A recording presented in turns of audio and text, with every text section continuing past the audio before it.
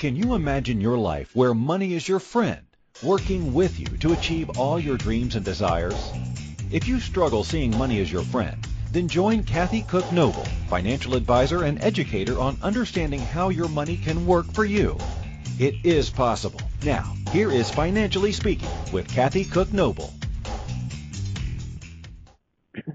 Good afternoon and welcome to Financially Speaking.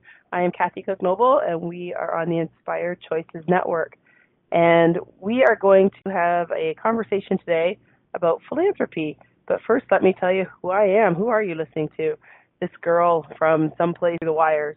I am a bookkeeper and a financial advisor by day, and my main goal and passion is to help women get set up financially and understand their finances. And that's actually where the show was born from. We know that in my office, we know that people can understand their finances. We know that we're all capable and smart enough and emotionally prepared enough to handle all of our emotions and our thoughts that surround our finances.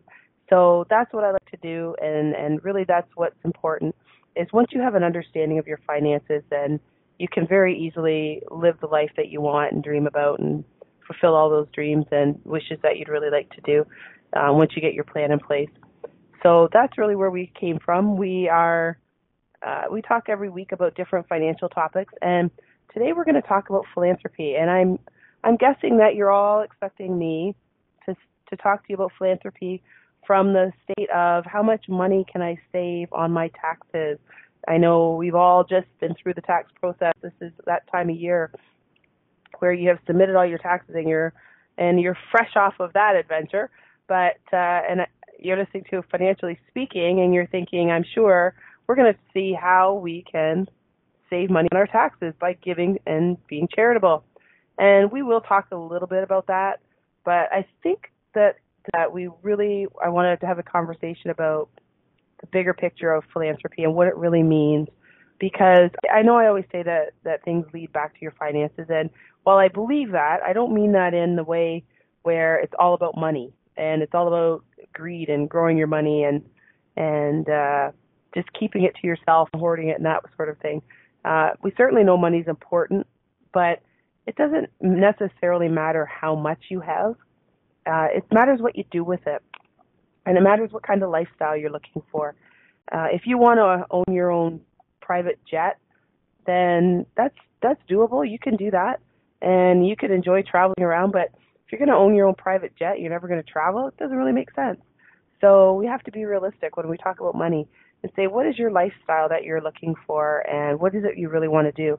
Because I'm going to talk tonight about the philanthropic part of what people do with their money, and I think you'll find that part of the fun in having money is being able to do something with it. There comes a point in time when you have all the shoes that you need to have, and you have all the houses you need to own, and money's really about what you can do with it to help better the world and better your life, your family's life. And all that doesn't necessarily mean what stuff you can buy. There's a lot of stuff out there, but there's a lot of people out there that you can help, and there's a lot of missions out there that really could use your assistance, either by your time or your money. So just with that, let's talk about what is actually philanthropy, because we hear that word, and it's a cool word for sure, but what is it? It simply means the love of humanity.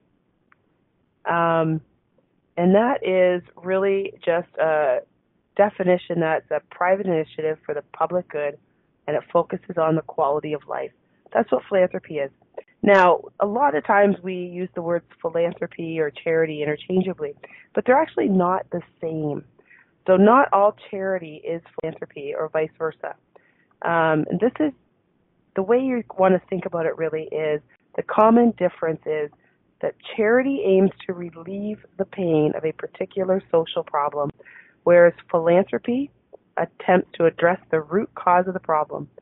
So the difference is between when you've heard that saying, give a fish to a hungry person versus teaching them how to fish and they'll eat every day. So that's the difference of it. The philanthropy is teaching you how to fish, and the charity is giving you fish to feed you just for today. So that's really the difference of it. So when I talk about philanthropy, we're talking about the root cause and finding the solution to the root cause of the problem. So we're happy, of course, charity is important too, and we certainly need the people to be supporting those who are going through cancer treatment, for example. But we also want to have the philanthropy that focuses on eliminating that part of the world in terms of cancer and the disease, just as an example. There's so many of them out there.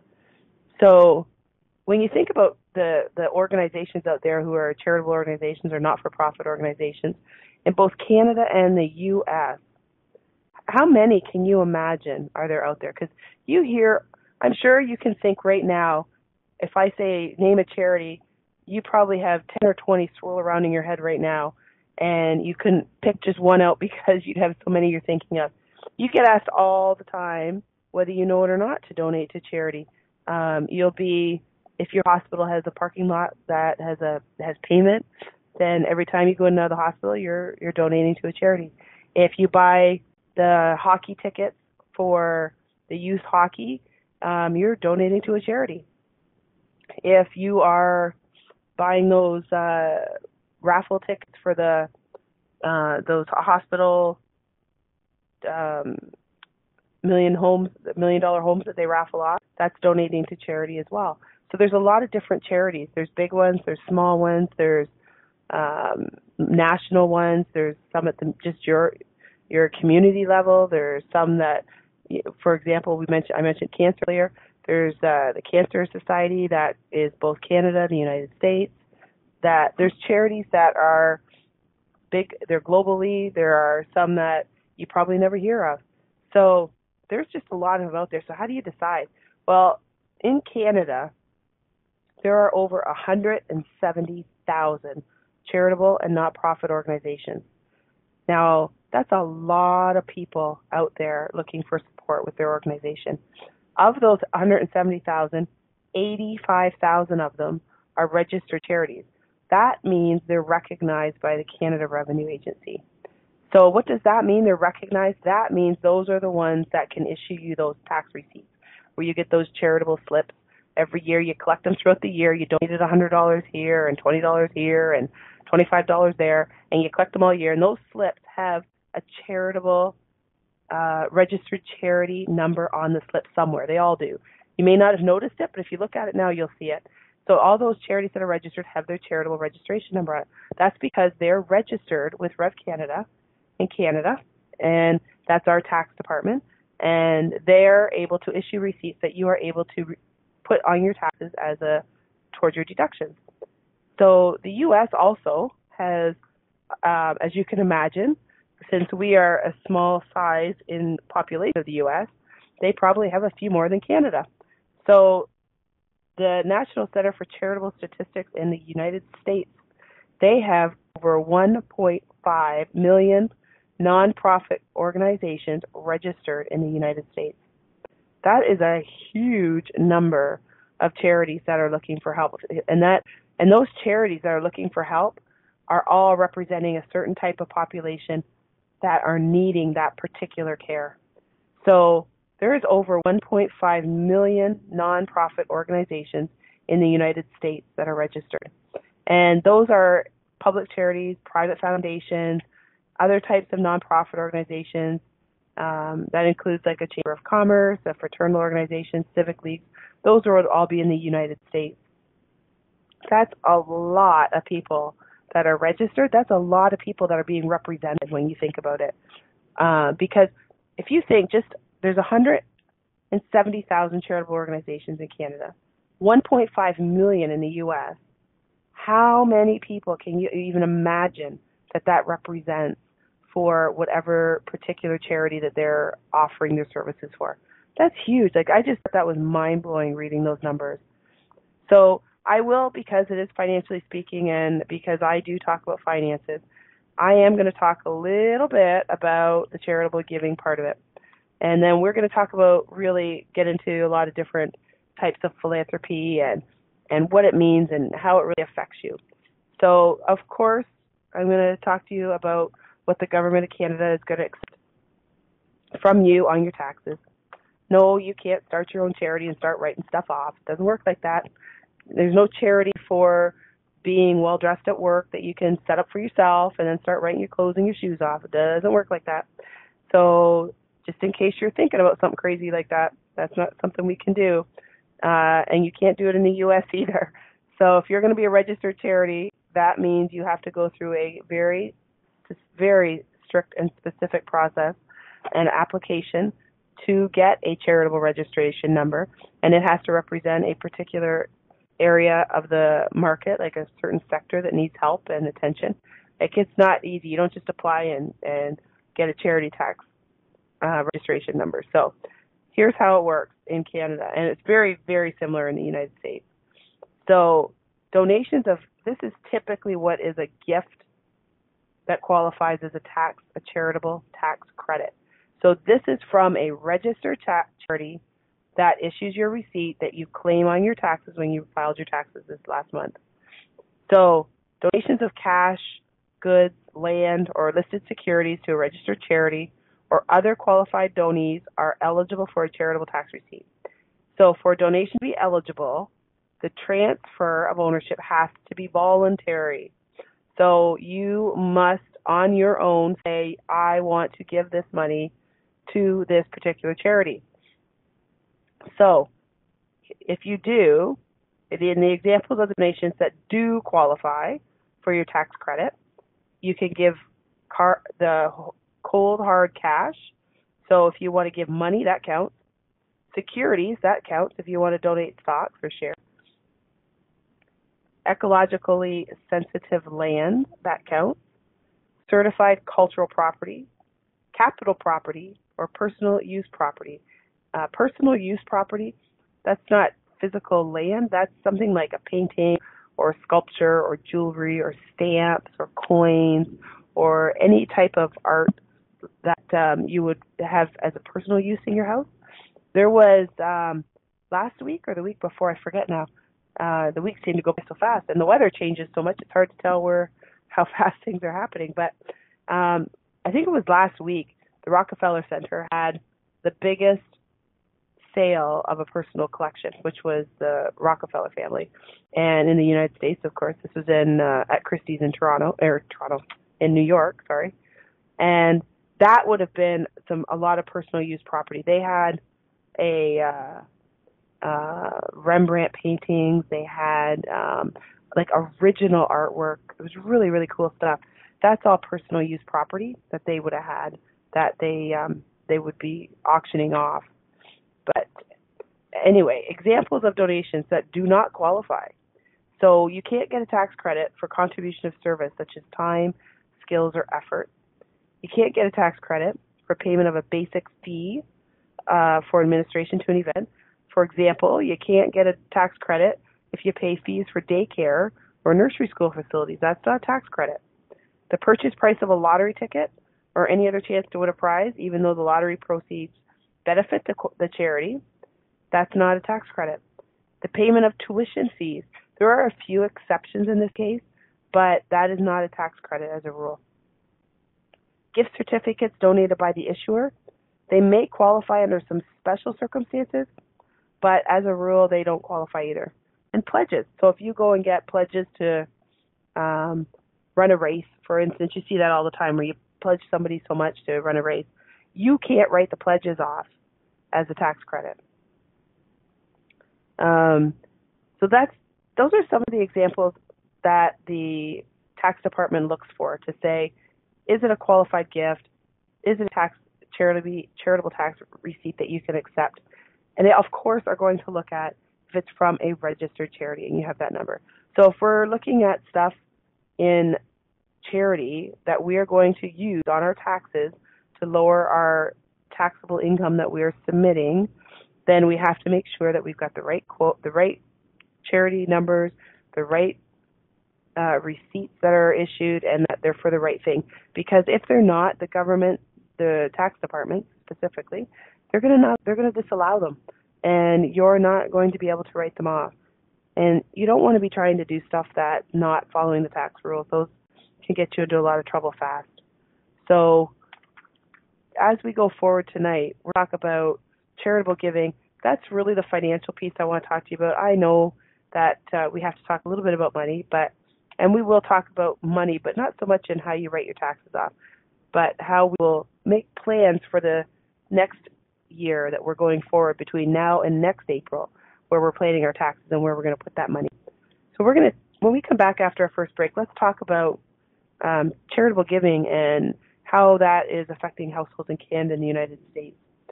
You are listening to Financially Speaking with myself, Kathy Cook-Noble, on the Inspired Choices Network. When we return, we're going to continue to talk about philanthropy and how it affects us as people and our communities as a whole. We will be right back.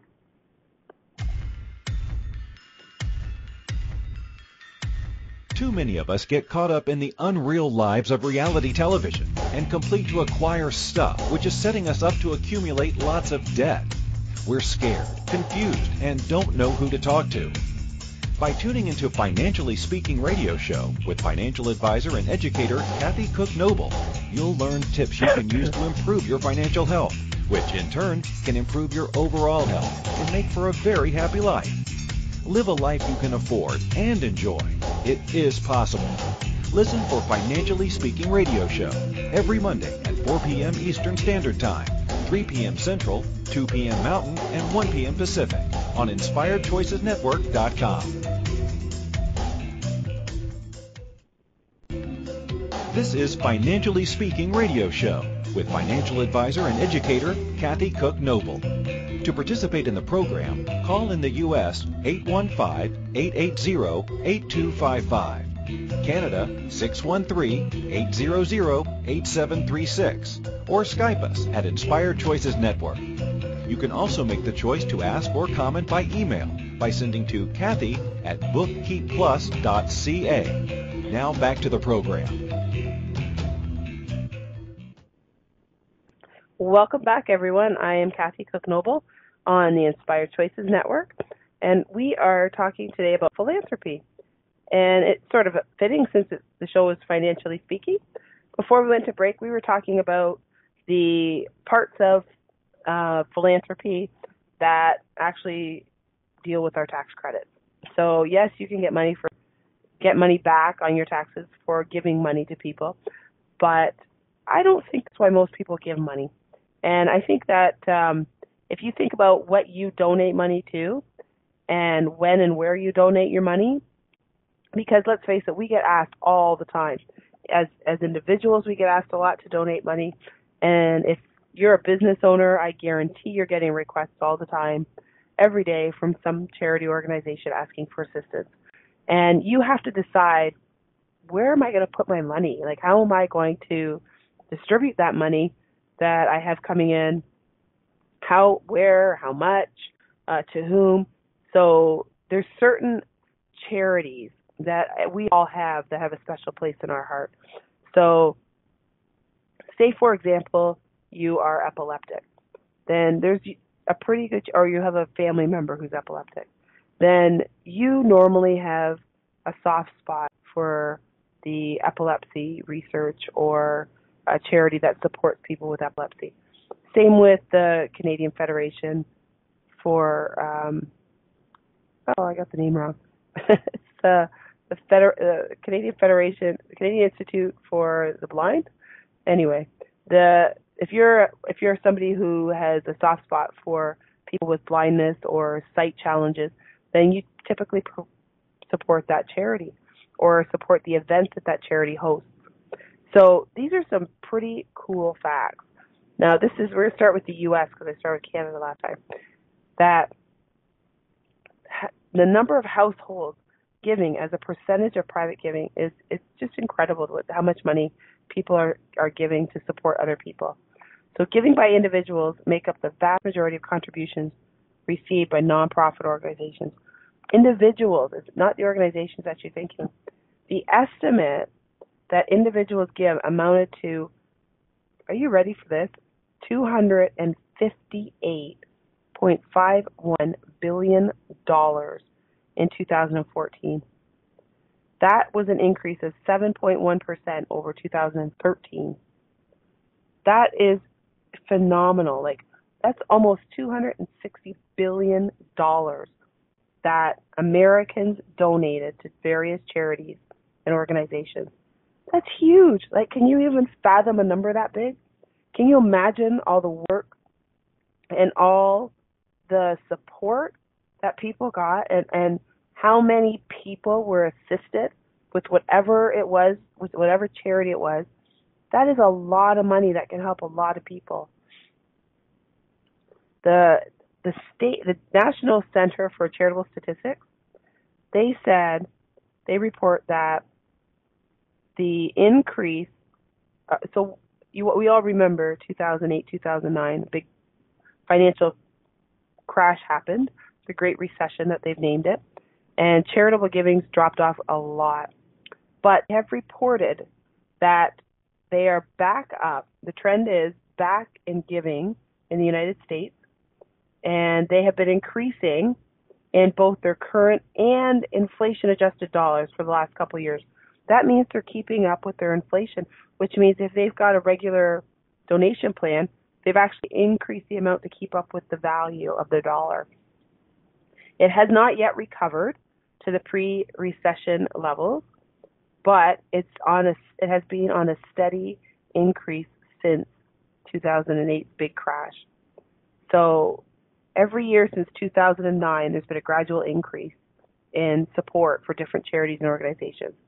Now, interestingly, the giving season is typically around the holidays. Now, for the United States, that's between Thanksgiving and Christmas. That's the big giving season, if you will. And the Center of Philanthropy found that most of the giving is up in that between Thanksgiving and New Year's. So it shows that households with greater than $200,000 income or net worth over $1 million, that 42.7% of those surveyed gave more during the holidays than the rest of the year. Isn't that incredible? So almost half of the money that they're donating is happening in just a few short months, right before the holidays. And I'm sure you're all thinking it's probably because of that tax donation. I'm sure there might be a little bit to it, but I think it's also part of what we're going to talk about a little bit later about how the feeling of giving takes over and really makes an impact on people and their decision to donate and how they're going to donate and how much. Now, for my Canadian friends out there, there's a similar statistic that in 2013, 82% of Canadians that were 15 years or older made a donation to a charitable or nonprofit organization. That's 82% of Canadians that were over 15 years old. That's huge. The proportion in 2004, however, was 85%. So you had the same pattern. Obviously, Canada tied very closely to the U.S. There was we were very aware of the Great Recession, and same story. Charitable giving are on the rise again. But you have a huge global event like 2008 happened. Of course, it's going to affect a lot of different areas and a lot of different avenues that we deal with. So naturally, charity's going to be one of them that gets affected as well. But we're definitely back on the upswing on charitable giving. So in Canada, from 2009 to 2013, the total donations made to charity and not-for-profit rose from $10.4 billion to $12.8 billion. So in 2013, there was actually more money given. There's an increase in 23%. So people are giving more money, like $12.8 billion. That is huge in Canada. Huge. So it's super, super exciting to see that, when you give $10 or $20 or $15, you probably aren't thinking sometimes it's that much, or even a toonie, or I say a toonie for the Canadians. For everybody else, it's $2. So for those of you that even donate $2, you might not be thinking it's a lot, but when you have all these people that are donating $2, $5, $10, that's really how the impact starts to take place. Now, I can't help but but compare that to something called compound interest, because that's really what happens. The compound effect takes over. These little tiny these little donations that we think aren't making a huge impact, they get compounded by adding a smaller donation to a smaller donation to a smaller donation. And the next thing you know, you have $258 billion or almost $13 billion in Canada. So it does make a difference. So people who think it doesn't make a difference, oh, what's $5 or $10 or $100, it definitely, absolutely adds up and makes a difference. So I thought those are pretty interesting and pretty cool statistics, really. I also thought it was pretty cool that women are more likely to donate money than men. Isn't that interesting? Women are more likely to donate by and don't get me wrong, men are very generous too. Women donate about 84%, men donate about 80% when it comes to money. When it comes to food, 66% would be donated by women, 53% by men. And any other material good, women would donate 82% and men donate 70%. So, I mean, men and women, this is certainly no contest. It's just interesting to see how those numbers are. They're both fantastic numbers, and they're both making a huge impact on the world. So most people, though, when you ask why do they donate, you can think of so many different reasons why people would donate. I mentioned earlier that if you have a specific tie to somebody with an issue or an assistance, in need of assistance, then you're more likely to be attached to that particular charity. But when they're asked about reading, the vast majority, this is 91% of all donors, said they felt compassion towards people in need. The other reasons that they cited include the idea of helping a cause in which they are personally believed in, which was 88%. And the third reason was they just want to make a contribution to their community. That was 82% of the people. Those are the top three reasons right there. Compassion towards people, helping a cause which they personally believe in, and wanting to make a contribution for their community. The tax receipt didn't make the top three. So I know that's one of the things that a lot of people ask about when it comes to finances and that. And certainly it makes a difference on your taxes if you donate enough. It certainly could, but that's not the motivation that people have for donating money. So that's pretty cool. And I think when we talk about donations and philanthropy and charities, we really want to remember, why we're doing what we do and how we best can help people do what they do best.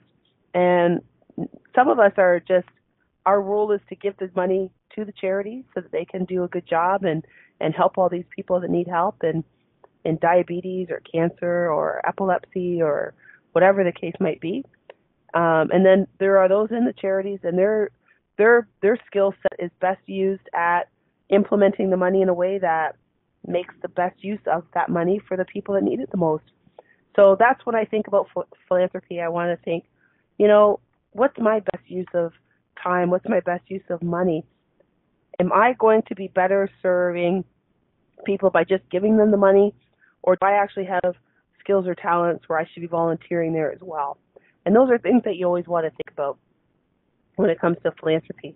So it's not just about the tax break.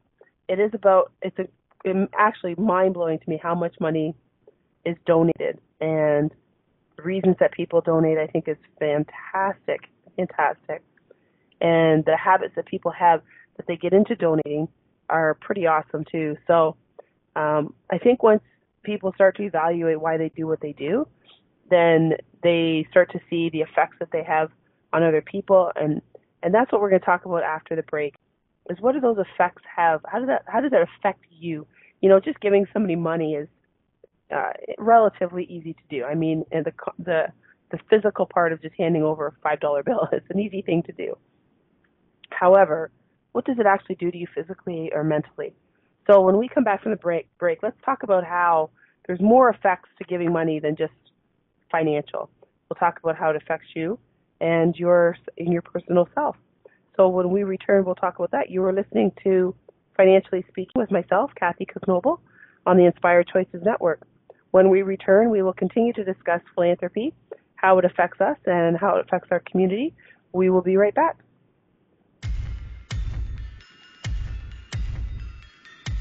Too many of us get caught up in the unreal lives of reality television and complete to acquire stuff, which is setting us up to accumulate lots of debt. We're scared, confused, and don't know who to talk to.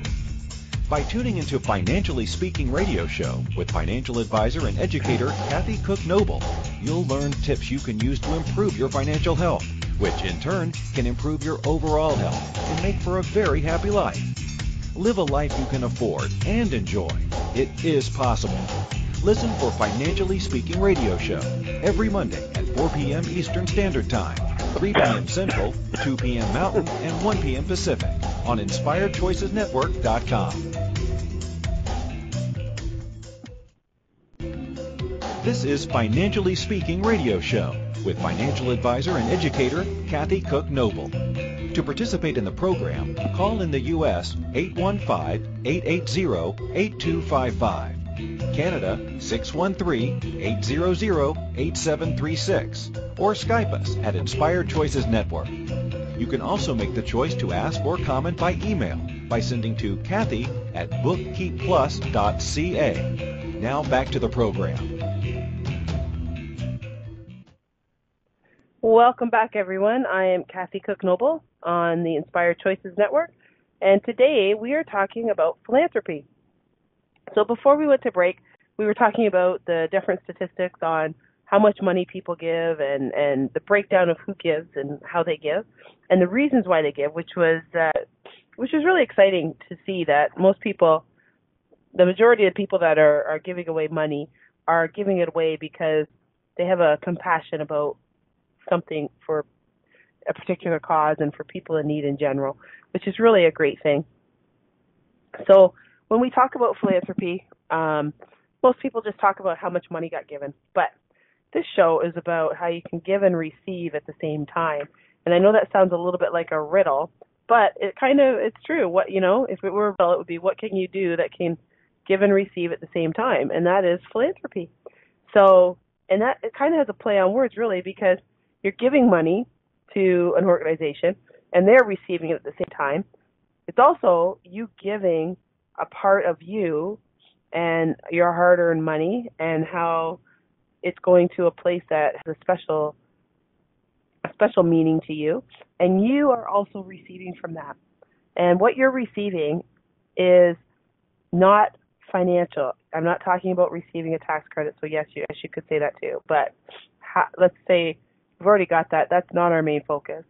I mean, that's just the nice bonus, if you will, that we get with it. But how does giving and gratitude benefit your physical health? Because you know it does. Everything we do affects us somehow physically and mentally. You either think that you did the right thing and you feel good about it, or you think you did that because you had to do it and you don't feel great about it. But remember, everything does affect us physically. So when we start to recognize that, then you'll really start to realize what you can do to make yourself feel good all the time. And when people talk about that holiday season, and that's where, almost 50% of the donations were being given in that holiday season, it's that feeling that's happening. People always say, it's beginning to feel a lot like Christmas. Well, they don't get starting to look like Christmas or sound like Christmas. It feels like Christmas because there's a feeling that goes with it. And it's not something you can touch or see, but for anyone that listens to Simon Sinek or watches TED Talks video or read anything about his and know your why, it's that feeling that you get in the gut of the pit of your stomach that says, I don't know what it is about it, but it doesn't feel right. I just didn't like how that was. And it could all look perfect, and all the numbers could match where they need to match, and all the colors could be perfectly aligned and everything, but this doesn't feel right. And that's what he's talking about, which I highly recommend as a little side note to tonight's topic. It's a fantastic TED Talk that Simon Sinek does. But it is about how you feel, and that's really what we're looking at, is how we feel. So what really can happen to you when you are being philanthropic? Well, there's a few things. So it can lower your blood pressure. Um, Showing gratitude can actually motivate you to exercise more because you feel a little bit happier and more motivated, so you go exercise more. And when you exercise more, then you are being um, very physically healthy, so you're doing something good for your body, which will help you lose weight, which will help you maintain the right blood sugar levels, which will just give you an overall benefit of health. Not to mention the fact that you'll look good, you'll just walk a little taller and stand a little taller. It puts you in a good mood when you feel good. So there's a lot of really great things that happen when you start to feel good, right? So that's one of them. Being charitable can also help your heart. Heart disease is a silent killer, and they're overlooked, the symptoms. But volunteering can actually help you with some of these health benefits because those states with a higher rate of volunteers also have, this is for you in the U.S., the higher states of volunteers also had lower incidence of heart disease and better physical health. So how cool is that?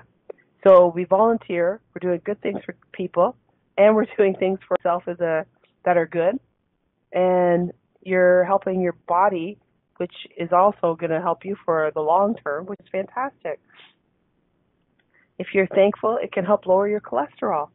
Gratitude can physically protect your heart because it also helps improve your dietary behavior, and it curbs your use of substances like cigarettes and alcohol. Gratitude can also lower your cholesterol. It's all great news. Giving back with giving back meaning volunteering and being generous, can actually help you live longer. So there was a study that was done in the U.S. in 2013, and it shows that people who volunteer, whether it be serving at a community soup kitchen or visiting nursing homes, they reduce their early mortality rate by 22% compared to those who abstain from giving back. Volunteers also reported higher life satisfaction. So how cool is that? There's so many things that we're going to give and receive at the same time. It's just incredible. Longevity and generosity can also come into play when it comes to addictions. Recovery groups like Alcoholics Anonymous depend on the willingness to help others through sponsorships and social support. Having others is the key to these kinds of programs. You can increase the likelihood of your own recovery if you're engaged in helping others recover too, just by being empathetic, compassionate, and generous toward them. How cool is that? So you're going to help people and you're going to help yourself. And when if you think about it, it kind of makes sense because if you're focused on helping somebody else, you're not focused about complaining about what you don't have or if you're not exactly the right size, you put on some weight, or your hair's not the right cut or the right color. So the stuff that you focus on, you don't notice because you're doing something genuine and helping other people. So practicing gratitude also helps you sleep better. I might have to read this one a few times because I'm not always the best sleeper, but I do love the idea that it helps you sleep better. So who doesn't want a better night's sleep? I'm definitely going to sign up for that. So experts suggested that expressing what you're thankful for will help you get the satisfying sleep that often feels so elusive. And better sleep equals better health. So again, we get good sleep, we get good health, our body's going to thank us, and we're going to live longer. How cool is that? And for anybody interested, that the research also showed that the lack of sleep can contribute to weight gain and hurt your heart. So there you go. We're going to do all these great things, and we're going to do these great things for ourselves. And one last part that this showed was generosity and gratitude can reduce your stress. So when you keep your stress in check, it's crucial that you keep your emotions in check as well, and your emotional well-being. So that all affects your physical health. So we've all heard it before, but I'm going to say it again. If you have too much stress, you can increase your risk for stroke. You can mess up your respiratory system. You can upset your stomach. You can have all kinds of physical ailments and problems brought on by stress. But if you express gratitude and you help those that need your help, that actually helps reduce your stress. So there's all these fantastic pieces to philanthropy that we are able to really take advantage of. So I'm super excited about that. I think that people, I'm sure, expect when you're talking on Financially Speaking, we're going to talk about philanthropy. We're going to talk about how much money we can save on our taxes and reduce our taxable income and how many credits can we get and can you buy tax credits? There's certain ways in the U.S. and stuff like that, but let's be honest, if we can get under control our physical health, then you definitely are going to be in a position where you're happier and you live longer and you're healthier. And if you're happier, then you're focused on being happy and doing things that you love, which means you'll probably make more money because you're happy where you are and what you're doing in your job. Then you have more money to give, which means you can help more organizations or help one organization in a bigger way. It's just a complete snowball effect that I think is just fantastic. And not to sound too philosophical on it, but really it could be the recipe to just help the world to heal in every which way. So if we all focused on gratitude and we all focused on philanthropy, that really would eliminate the problems in the world because we're not focusing on ourselves and all the things that we don't have and complaining about the weather and complaining about our hair or our car or whatever it is, because at the end of the day, those aren't the problems that the places outside of Canada and the United States. Those are things that we might focus on, but that's really, first world problems. So I just think it's really cool when you see these studies and you read how these great effects can help you. So that is, excuse me, what I really wanted to talk about tonight with philanthropy was not just the fact that, yeah, for sure, there's financial effects to it. And I'm not going to lie, that's part of what I do in my job is we look at that and we see what's the tax implications and, how can we mitigate and where do we want to do it if we want to do it. Of course, that's part of the plan. But I really believe that's just the bonus. That's like the cherry on top. It's how you feel and what you can do and the number of people you can help. Think about all the charities and all the people that you have seen or been at a fundraiser for. And they are so grateful and so thankful for your support. And people who have received, and philanthropy, I'm not talking just charity of giving money. You talk about people who have been on an organ donor list and they receive that and you've saved their family because you saved their life. That's all very, very incredible giving. So we should start to think about that in a different way, I think, when we're thinking about our money. Instead of being so upset or scared to be giving it away to pay our taxes or giving it away to buy, products and services, I think we should be thankful that we're in a position that we can even do that, that we honestly live in a country and our friends south of us in the U.S. live in a country that we're in a position where we can go do that. But then we're also in a position we can actually affect change on people's lives. That's just incredible. That blows my mind when I think about it. You actually are in a position where you can affect change on someone else's life. So, and the cool thing is there's science to back it up. So it's not just me in a philosophical state. There's actual science to it. So when we come back from break, we are going to talk about 5 ways that's good for you to give, and we're going to talk about some of the largest charitable donations just because there's some big numbers out there, and I just like to blow your mind with some of those numbers. So you're listening to Financially Speaking with myself, Kathy Cook Noble, on the Inspired Choices Network. When we return, we'll continue to talk about philanthropy and how we're going to change the world by giving and receiving. We'll be right back.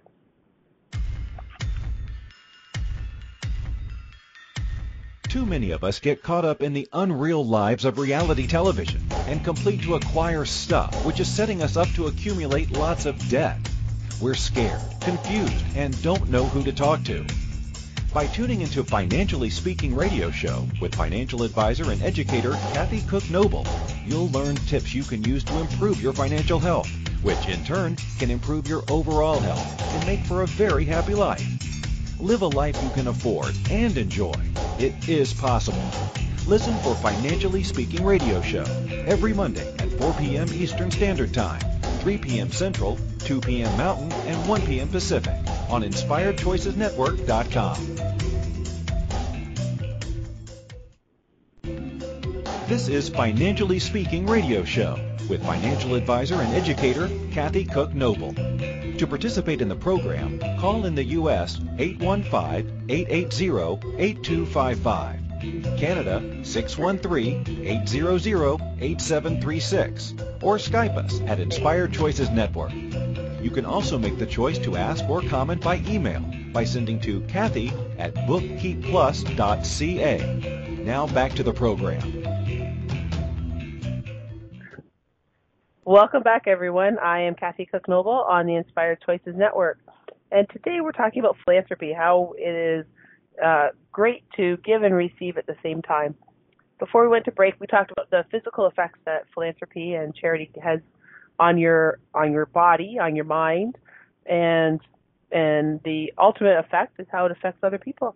So the best part is we're going to give money and we're going to give time, or we're going to give artwork or whatever we're donating, and it's going to make us feel good, and we're going to help other people. And we're going to solve problems that they're serious problems that are out there for people in terms of physical and mental needs that they have.